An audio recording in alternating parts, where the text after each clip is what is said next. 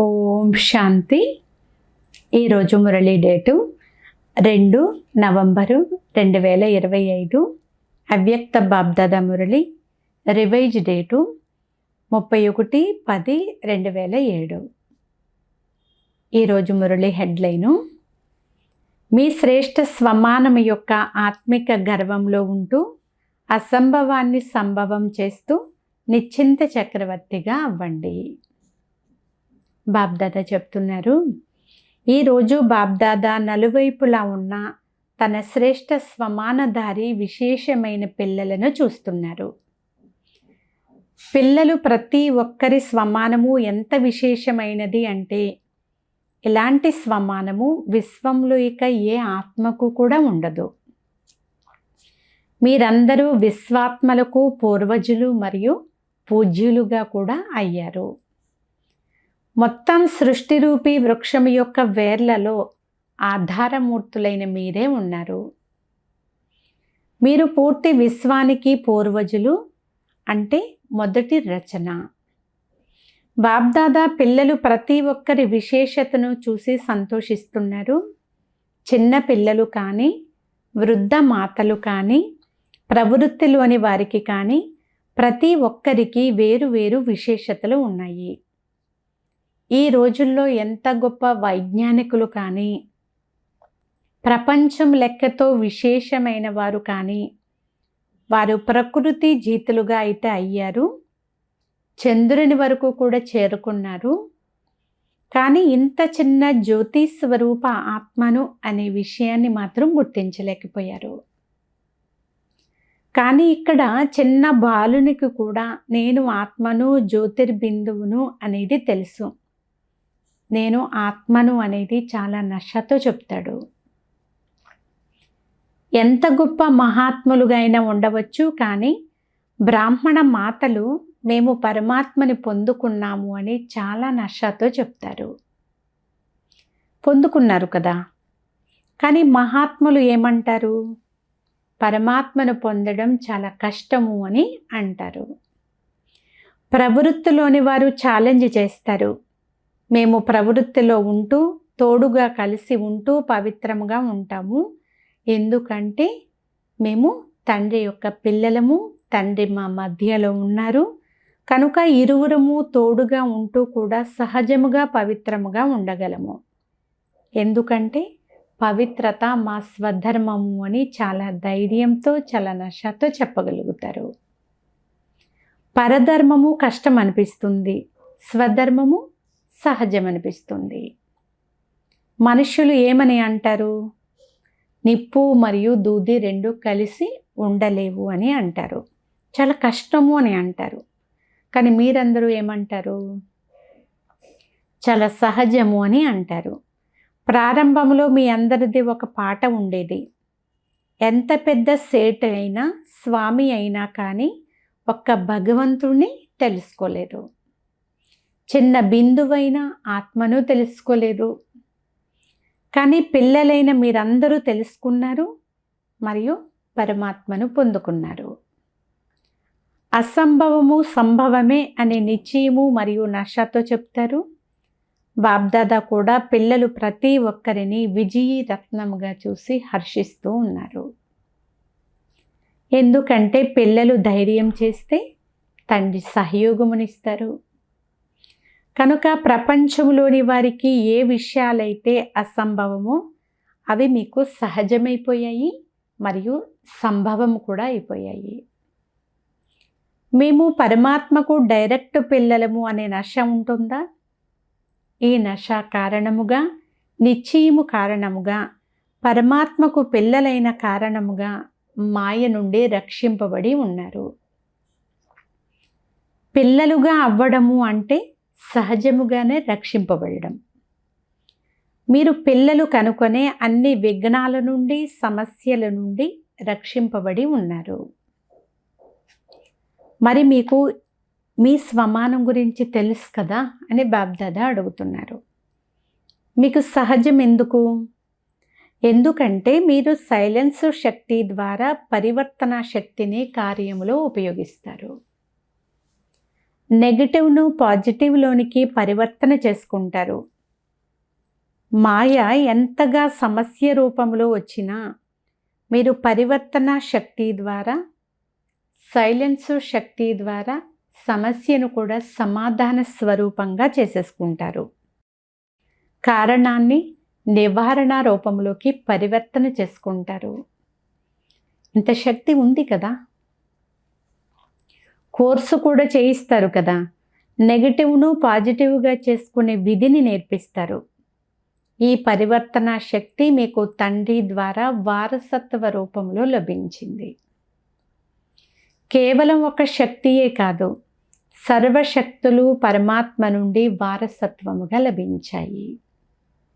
అందుకే బాబ్దాదా ప్రతిరోజు చెప్తూ ఉంటారు. మీరు ప్రతిరోజు మురళి వింటారు కదా. ప్రతిరోజు బాబ్దాదా ఇదే చెప్తూ ఉంటారు. తండ్రిని స్మృతి చేయండి మరియు వారసత్వాన్ని స్మృతి చేయండి. తండ్రి స్మృతి కూడా సహజముగా ఎందుకు వస్తుంది? ఎప్పుడైతే వారసత్వం యొక్క ప్రాప్తిని గుర్తు చేసుకుంటారో ఆ ప్రాప్తి కారణముగా తండ్రి స్మృతి కూడా సహజంగానే వచ్చేస్తుంది. మేము ఏదైతే పొందాలో అది పొందేశాము అనే ఆత్మిక గర్వము పిల్లలు ప్రతి ఒక్కరికి ఉంది. మరియు మనస్సులో ఇదే పాట పాడుకుంటూ ఉంటారు. అందరి మనసులో ఈ పాట స్వతహాగానే మ్రోగుతూ ఉంటుంది కదా. నశ ఉంది కదా. ఎంతెంత ఈ నశాల్లో ఉంటారో నశాకు గుర్తు నిశ్చింతగా ఉంటారు. ఒకవేళ సంకల్పంలో కానీ, మాటలో కానీ, సంబంధ సంపర్కంలో కానీ ఏ ప్రకారమైన చింత ఉన్నా నశ లేనట్లే. బాబ్దాదా మిమ్మల్ని నిశ్చింత చక్రవర్తులుగా చేశారు. చెప్పండి, నిశ్చింత చక్రవర్తులుగా ఉన్నారా? నిశ్చింత చక్రవర్తులుగా ఉన్నవారు చేతులెత్తండి. నిశ్చింతగానే ఉన్నారా, లేక అప్పుడప్పుడు చింత ఏమైనా వచ్చేస్తుందా? తండ్రి నిశ్చింతగా ఉన్నప్పుడు ఇక పిల్లలకు ఏ చింత ఉంటుంది? మీ అన్ని చింతలు లేక ఏ ప్రకారమైన బరువు ఉన్నా బాబ్దాదాకు ఇచ్చేయండి అని బాబ్దాదా అయితే ముందే చెప్పేశారు కదా. తండ్రి సాగరుడు కదా, కనుక మొత్తం బరువంతా ఇమిడిపోతుంది. బాబ్దాదా అప్పుడప్పుడు పిల్లలు పాడే ఒక పాట విని నవ్వుకుంటూ ఉంటారు. ఆ పాట ఏదో మీకు తెలుసా? ఏం చెయ్యాలి, ఎలా చెయ్యాలి? ఈ పాటను అప్పుడప్పుడు పిల్లలు పాడుతూ ఉంటారు కదా. బాబ్దాదా వింటూ ఉంటారు. కానీ బాబ్దాదా పిల్లలందరికీ ఇదే చెప్తున్నారు. నా మధురమైన పిల్లలు, అల్లారు ముద్దు పిల్లలు, సాక్షి దృష్టాస్థితి అనే సీటు పైన సెట్ అవ్వండి. సీటు పైన సెట్ అయ్యి ఆటను చూడండి. అప్పుడు వాహ్ అని చాలా మజా వస్తుంది. త్రికాలదర్శి స్థితిలో స్థితమైపోండి. సీటు నుండి క్రిందికి వస్తారు, కనుకొనే అప్సెట్ అవుతారు. సెట్ అయి ఉంటే అప్సెట్ అవ్వరు. ఏ 3 విషయాలు పిల్లలకు అలజడి కలిగిస్తాయి? బాబ్దాదా అడుగుతున్నారు. 1 చంచలమైన మనస్సు, 2వది భ్రమించే బుద్ధి, 3 పాత సంస్కారాలు. బాబ్దాదాకు పిల్లల యొక్క ఒక విషయం విని నవ్వు వస్తుంది. అది ఏ విషయమో తెలుసా? బాబా ఏం చెయ్యాలి, ఇది నా పాత సంస్కారం కదా అని అంటారు. బాబ్దాదా చిరునవ్వు నవ్వుతారు. నా సంస్కారము అని అంటున్నారు అంటే మరి ఆ పాత సంస్కారాన్ని నాదిగా చేసేసుకున్నట్లే కదా. కనుక నాది అనే దానిపైన అధికారం అయితే ఉండనే ఉంటుంది. పాత సంస్కారాన్ని నాదిగా చేసుకున్నప్పుడు నాది అనేది స్థానమైతే తీసుకుంటుంది కదా. బ్రాహ్మణాత్మలు నా సంస్కారము అని చెప్పవచ్చా? నాది నాది అని అన్నారు కనుక ఆ నాది అనేది తనకు ఒక స్థానాన్ని ఏర్పరచుకుంటుంది.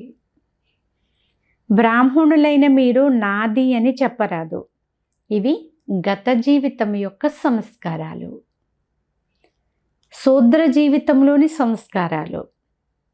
బ్రాహ్మణ జీవితానివి కాదు. నాది నాది అని అన్నారు కనుక అవి కూడా అధికారంతో మీలో కూర్చున్నాయి. బ్రాహ్మణ జీవితం యొక్క శ్రేష్ఠ సంస్కారాల గురించి తెలుసు కదా. అంతేకాక వేటినైతే మీరు పాత సంస్కారాలు అని అంటున్నారు అవి కూడా పాతవి కాదు. అనాది మరియు ఆది సంస్కారాలే శ్రేష్ఠాత్మలైన మీ పాత కంటే కూడా పాత సంస్కారాలు. ఇవైతే ద్వాపరము అంటే మధ్య సంస్కారాలు అంటున్నారు బాబ్దాదా. కనుక మధ్యకాలం యొక్క సంస్కారాలను తండ్రి సహయోగం ద్వారా సమాప్తం చేయడం అనేది ఇది పెద్ద కష్టమైన విషయమేమీ కాదు. కానీ ఏమవుతుంది,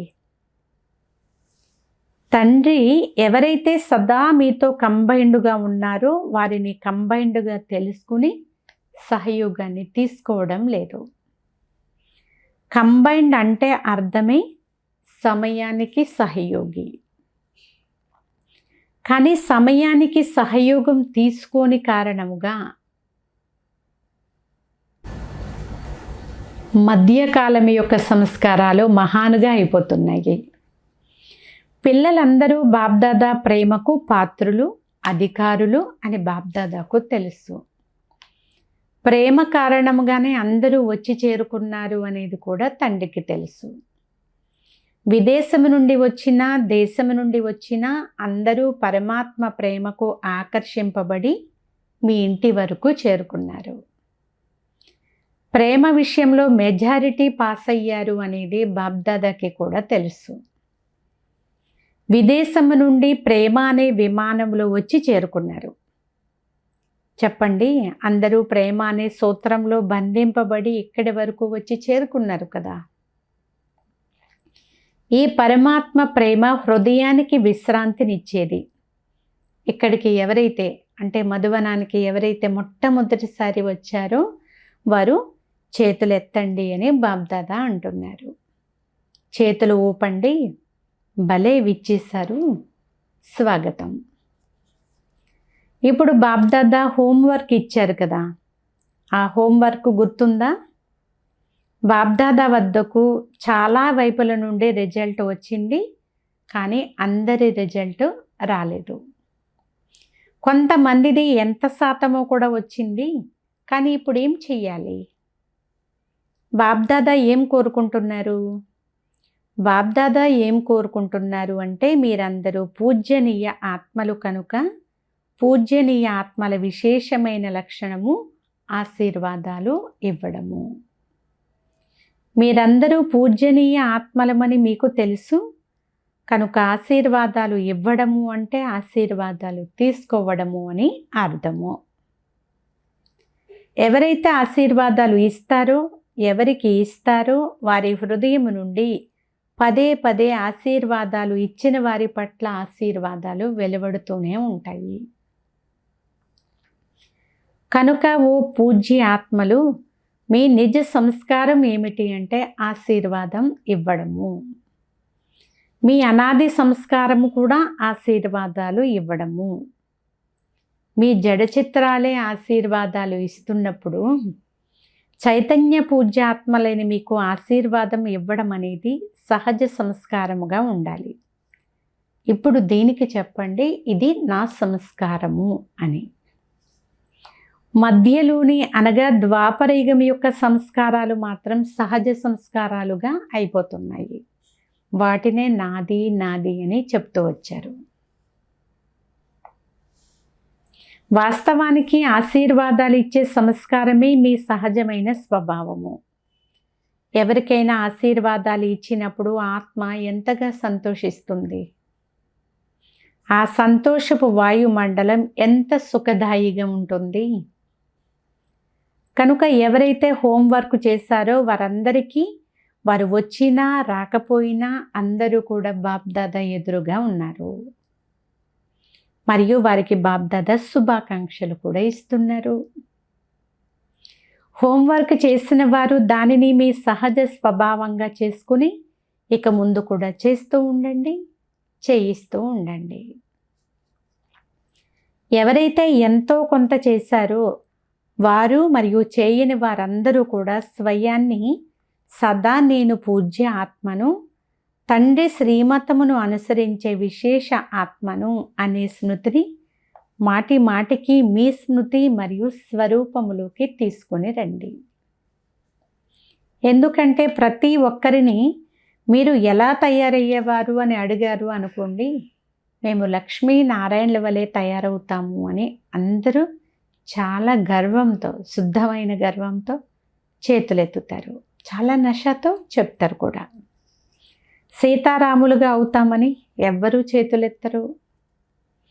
మీకు 16 కళల వారీగా అవ్వాలి అనే లక్ష్యం ఉంది. 16 కళలు అనగా పరమ పూజ్యులు. పూజ్య ఆత్మల కర్తవ్యమే ఆశీర్వాదాలు ఇవ్వడము. ఈ సంస్కారాన్ని నడుస్తూ తిరుగుతూ సహజముగా మరియు సదాకాలము కొరకు తయారు చేసుకోండి. మీరు పూజ్యులుగా 16 కళ సంపన్నులుగా ఉండనే ఉన్నారు. మీ లక్ష్యం కూడా ఇదే కదా. బాబ్దాదా సంతోషిస్తున్నారు. ఎవరైతే హోంవర్క్ చేశారో వారు తమ మస్తకంలో విజయ తిలకాన్ని తండ్రి ద్వారా దిద్దుకున్నారు. అంతేకాకుండా సేవా సమాచారం కూడా బాబ్దాదా వద్దకు అన్ని వైపుల నుండి, అన్ని వర్గాల నుండి, అన్ని సెంటర్ల నుండి చాలా మంచి ఫలితంతో చేరుకుంది. కనుక హోంవర్క్ చేసినందుకు శుభాకాంక్షలు. మరియు దానితో పాటు సేవ కొరకు కూడా శుభాకాంక్షలు. పదం రెట్ల శుభాకాంక్షలు. బాబ్దాదా చూశారు, గ్రామంలో సందేశం ఇచ్చే సేవ చాలా మంచి పద్ధతితో చాలా ప్రాంతాలలో చేశారు. ఈ సేవను కూడా దయా హృదయులుగా అయి ఉల్లాస ఉత్సాహాలతో చేశారు. కనుకని రిజల్ట్ కూడా చాలా మంచిగా అనిపించింది. మీరు శ్రమతో కాకుండా తండ్రి పైన ప్రేమతో, అనగా సందేశం ఇవ్వాలనే ప్రేమతో సేవ చేశారు. కనుక ఆ ప్రేమకు రిటర్న్గా సేవాదారులందరికీ కూడా స్వతహాగానే తండ్రి నుండి పదం రెట్ల ప్రేమ ప్రాప్తి అవుతూ ఉంది. అందరూ తమ ప్రియమైన దాదీని చాలా స్నేహంతో గుర్తు చేసుకుంటూ దాదీ యొక్క ప్రేమకు రిటర్న్ ఇస్తున్నారు. ఈ ప్రేమ యొక్క సుగంధం బాబ్దాదా వద్దకు చాలా మంచి రీతిగా చేరుకుంది. ఇప్పుడు ఏ కార్యాలైతే మధువనములో జరుగుతున్నాయో, విదేశీయులు కానీ భారతీయవాసీయులు కానీ ఆ కార్యాలన్నీ కూడా పరస్పర సహయోగం, గౌరవం ఆధారంతో చాలా బాగా సఫలమయ్యాయి. మరియు ఇక ముందు జరిగే కార్యాలు కూడా సఫలమయ్యే ఉన్నాయి. ఎందుకంటే సఫలత అనేది మీ కంఠహారము అని బాబ్దాదా అంటున్నారు. మీరు కూడా బాబాకు కంఠహారము. బాబా స్మృతి ఇప్పించారు, పిల్లలు మీరు ఎప్పుడు కూడా ఓడిపోకూడదు. ఎందుకంటే మీరు తండ్రికి కంఠహారము కదా. కంఠహారముగా ఉన్నవారు ఎప్పుడు కూడా ఓడిపోరు. మరియు హారముగా అవ్వాలా లేక ఓడిపోవాలా? ఓడిపోకూడదు కదా. హారముగా అవ్వడం బాగుంటుంది కదా. కనుక ఎప్పుడు కూడా ఓడిపోకండి. ఓడిపోయేవారైతే అనేక మంది ఆత్మలు ఉన్నారు. కానీ మీరు హారముగా అయి మెడలో అలంకరింపబడి ఉన్నారు. ఇలాగే ఉన్నారు కదా. కనుక సంకల్పం చెయ్యండి. తండ్రి పైన ప్రేమ విషయంలో మాయ ఎన్ని తుఫాన్లు ఎదురుగా తీసుకుని వచ్చినా మాస్టర్ సర్వశక్తివాన్ ఆత్మల ఎదురుగా తుఫాను కూడా తోఫాగా అంటే బహుమతిగా, గిఫ్టుగా అయిపోతుంది. ఈ వరదానాన్ని సదా మీరు గుర్తుంచుకోండి. ఎంత ఉన్నతమైన పర్వతమైనా ఆ పర్వతం కూడా మారిపోయి దూదిలాగా అయిపోతుంది. ఇప్పుడు సమయం యొక్క సమీపత అనుసారముగా వరదానాలను ప్రతి సమయము కూడా అనుభవంలోకి తీసుకురండి. అనుభవం యొక్క అథారిటీగా అవ్వండి. ఎప్పుడు కావాలి అంటే అప్పుడు అశరీరిగా అయ్యే ఫరిస్తా స్వరూపముగా అయ్యే ఎక్సర్సైజు చేస్తూ ఉండండి. ఇప్పుడిప్పుడే బ్రాహ్మణులు, ఇప్పుడిప్పుడే ఫరిస్తా, ఇప్పుడిప్పుడే అశరీరి. నడుస్తూ తిరుగుతూ కార్య వ్యవహారాలు చేసుకుంటూ కూడా 1 నిమిషము 2 నిమిషాలు కేటాయించి అభ్యాసం చేస్తూ ఉండండి.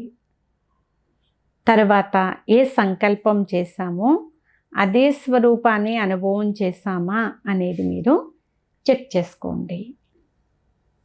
బాబ్దాదా పిల్లలకు నమస్తే తెలియజేస్తున్నారు. నలువైపులా ఉన్న సదాశ్రేష్ఠ స్వమానధారులు సదా స్వయాన్ని పరమ పూజ్యులుగా మరియు పూర్వజులుగా అనుభవం చేసేవారికి, సదా స్వయాన్ని ప్రతి సబ్జెక్టులో కూడా అనుభవీ స్వరూపంగా చేసుకునేవారికి, సదా తండ్రి హృదయ సింహాసనాధికారులకు, బురుకుటి సింహాసనాధికారులకు, సదా శ్రేష్ఠ స్థితి యొక్క అనుభవాలలో స్థితమై ఉండేవారికి, నలువైపులా ఉన్న పిల్లలందరికీ ప్రియ స్మృతులు మరియు నమస్తే. మధురాతి మధురమైన ఆత్మీయ తండ్రికి ఆత్మీయ పిల్లల యొక్క ప్రియ స్మృతులు. Good morning. నమస్తే నమస్తే నమస్తే. అన్ని వైపుల నుండి అందరి ఉత్తరాలు, ఈమెయిల్స్, సమాచారాలన్నీ కూడా బాబ్దాదా వద్దకు చేరుకున్నాయి. సేవ యొక్క ఫలము మరియు బలము సేవాదారులందరికీ ప్రాప్తిస్తుంది మరియు ప్రాప్తి అవుతూనే ఉంటుంది. ప్రేమభరితమైన ఉత్తరాలు కూడా చాలానే వస్తాయి. పరివర్తన యొక్క ఉత్తరాలు కూడా వస్తాయి. పరివర్తన శక్తి కలవారికి బాబ్దాదా అమరభవ అనే వరదానాన్ని ఇచ్చారు. ఏ సేవాదారులైతే శ్రీమతాన్ని పూర్తిగా ఫాలో చేశారో ఆ పిల్లలను బాబ్దాదా సదా విధేయమైన ఆజ్ఞాకారి పిల్లలు వాహ్ అని అంటున్నారు. బాబ్దాదా ఈ వరదానమునిస్తున్నారు. ప్రేమ కలవారికి చాలా చాలా ప్రేమతో హృదయంలో ఇముడ్చుకునే అతి ప్రియమైన మరియు మాయ యొక్క విఘ్నాల నుండి అతి భిన్నముగా ఉండేవారికి ఇలాంటి వరదానం ఇస్తున్నారు. ఇప్పుడు అందరి మనసులో ఏ ఉమంగం వస్తూ ఉంది? తండ్రి సమానముగా అవ్వాలి అని ఒకే ఒక్క ఉమంగం ఉంది. ఈ ఉమంగం ఉందా? పాండవులు చేతులెత్తండి. అవ్వాల్సిందే. చూస్తాము అవుతాము అని అనకండి. అవ్వాల్సిందే.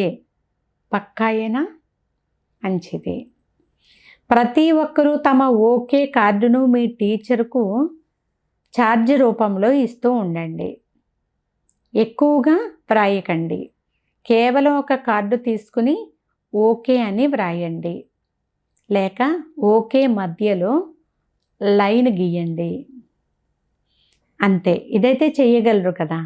పొడవైన ఉత్తరం మాత్రం వ్రాయకండి అని బాబ్దాదా చెప్తున్నారు. అచ్చా, ఈరోజు వరదానము.